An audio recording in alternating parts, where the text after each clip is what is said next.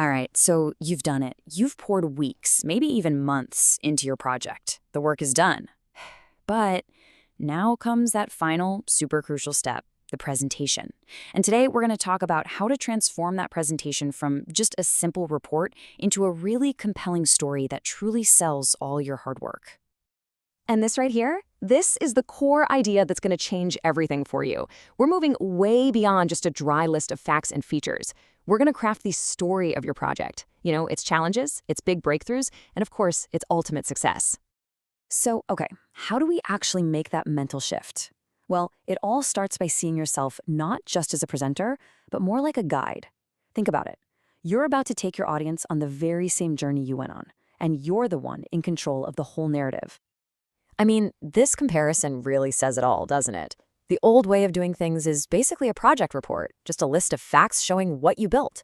But the new approach, it frames the whole thing as a design journey, a story that explains why any of it even matters. And let me tell you, that shift is an absolute game changer. You know, every great story, whether it's an ancient myth or the latest blockbuster, starts with a really compelling problem. There's a quest, right? A challenge to overcome. It's that classic hero's journey. You introduce a world, a problem comes along and disrupts everything, and then we follow the hero, which in this case is your project, on its quest for a solution. This is the question you have to answer right at the top. Seriously, don't bury the lead. You've got to state that central problem immediately.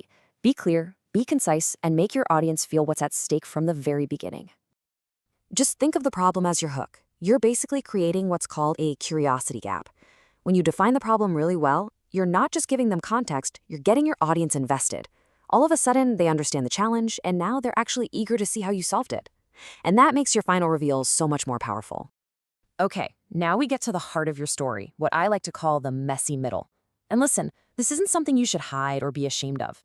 In fact, showing the real journey, all the twists and turns, is often the most valuable part of your entire presentation. So think of your journey as having these 4 distinct chapters. First, you start with the problem. Then you reveal the key insights you got from your research. Next, you show how the prototype evolved over time, and, this is critical, you highlight how user feedback was the thing that drove all those changes. That right there is the narrative arc of your project. And here's the thing most people get wrong. Don't just show the polished, perfect final product. Show the messy parts. Talk about the ideas that didn't work out, the dead ends you hit. Explain the piece of user feedback that completely changed your direction. Detail those tough decisions you had to make. Why? Because that's what shows resilience and real problem-solving skills. It's how you build trust. And this is a perfect way to actually visualize that journey. On one side, you can show an early prototype, you know, the one that was based on your first assumptions. And then, on the other side, you show the improved version, and you explain exactly how user feedback led to simpler flows or brand new features. What you're doing is showing growth, not just a final outcome. All right, listen up, because this might be the single most important pivot you can make in your presentation style. This is what separates a technician from a true strategic designer. Look, anyone can stand up and say, "We added a one-click checkout." That's the what. But a storyteller, they explain the why. They say, "We did this to reduce friction and save our users their valuable time." See the difference? Every single feature, every design choice you made has a purpose. Your job is to connect that purpose directly back to the value it brings the user. And the benefits of thinking this way are absolutely huge. It shows real maturity in your design thinking.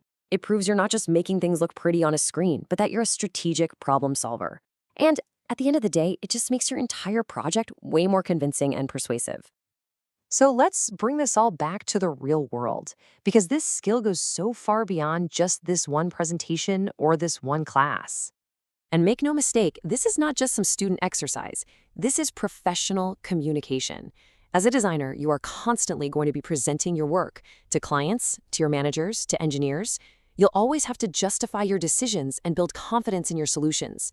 So think of this presentation as direct practice for your future career. You see, when you structure your presentation like a story, you're not just showing off a pretty final design. You're actually showcasing your entire thought process. You're proving your design maturity, and you're projecting real confidence in your work. And those are the qualities that get you hired and help you build an amazing career. So I'll just leave you with this final thought. The code is compiled, the pixels are all in the right place, your project is done. But your work isn't really finished until you can tell its story. So is its story ready to be told? Now go out there and make it unforgettable.